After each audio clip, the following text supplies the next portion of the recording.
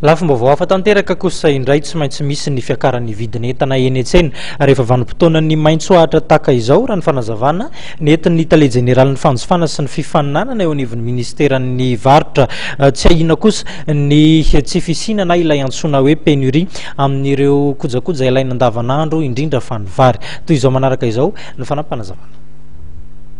Sika moa zao amin'ny fotoanan'ny maitsoahatra zany fotoana maitsoahatra zany somary miakatra daholo ny vidin'entana eo koa ny somary fitotonganan'ny vola malagasy fa na izany naty zany zany dia raha ny vary aloha dia ampitanteraka ny tsy ahina zany tsy fisin'ny vary satria somary niakatra ny vokabaritsika tamin'ity no efa maherin'ny tany amin'ny 320 000 tonnes any zao ny importation ny vary itsika nataon'ireo mpandraharaha satria fantatsika moa am'izao fotoanan'ny fahalalahana zao fa ny mpandraharaha no